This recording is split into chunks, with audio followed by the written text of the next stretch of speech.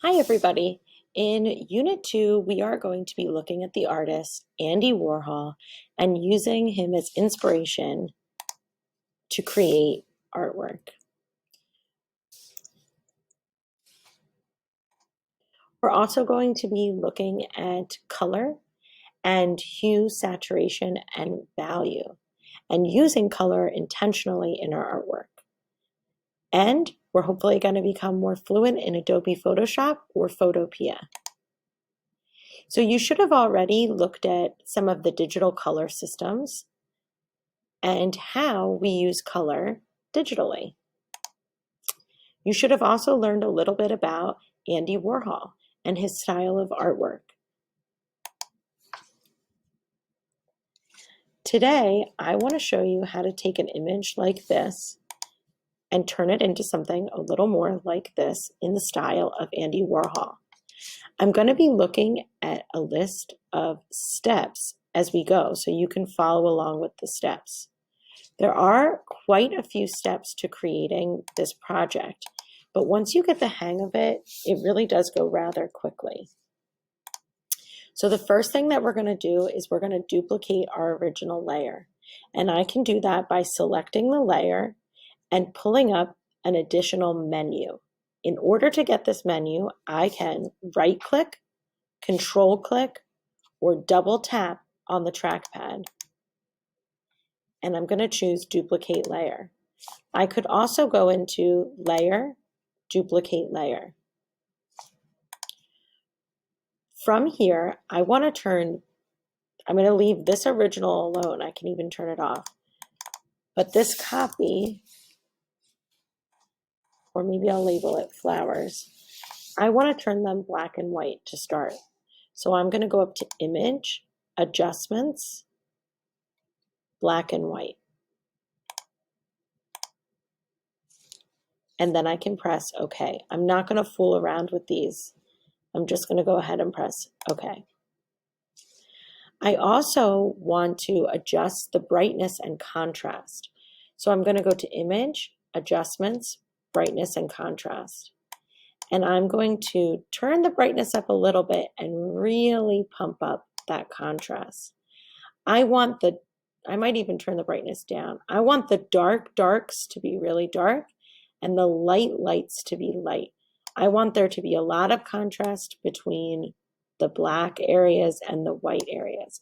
And when I find what looks good to me and interesting, I'm going to press OK. The next step is to add a new layer on top. So I'm going to go down to the bottom of my layers panel, and right here, I'm going to add a new layer. Now, I'm going to paint gray on top of this layer. So I need to select my paintbrush on the left-hand side, and I need to select gray. You'll see there's a black and white box at the bottom of or black and white boxes at the bottom of your tools. If I click on the black box, I get the color picker, and I can select a gray color and press OK. I'm going to now paint on this new layer an area of the image. I can make my brush smaller by using the brackets on my keyboard, or by going up here. I can change the size.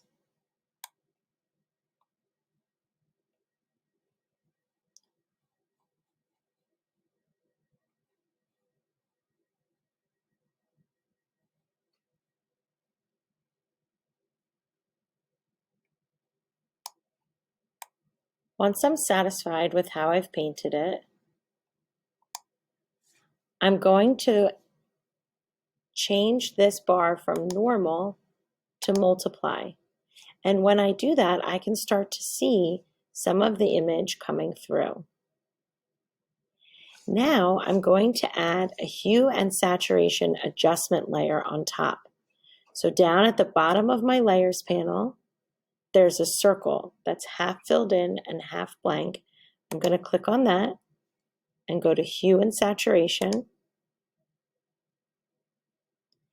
And I want to clip this hue and saturation down to layer 1, to where I did this drawing.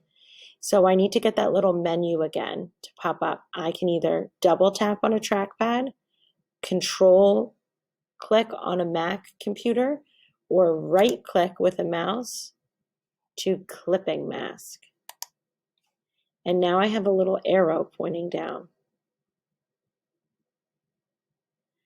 I'm going to click colorize and pump up the saturation and change the hue. Remember, saturation is how intense a color is, and hue is another word for color. So I can choose any color for this flower.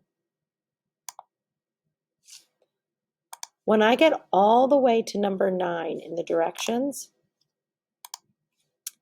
I'm going to start back at number 4. Okay, so I'm going to go right back to number 4. I'm going to add a layer and paint gray on top.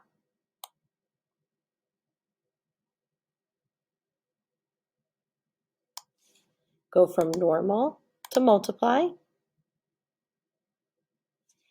Add a hue and saturation layer on top. I can't forget that I need to clip it down, make that little arrow up here, colorize, and then I can play with the hue and saturation. So I finish that, I'm going to go back to number 4. Add a layer on top,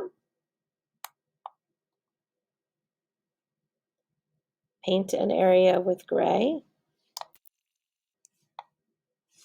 go from normal to multiply, add my hue and saturation, create the clipping mask, colorize,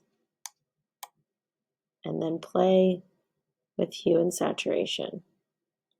It is a lot of steps, but if you follow the directions, you really should get the hang of it, and you can keep adding and creating really interesting images. I can't wait to see what you create.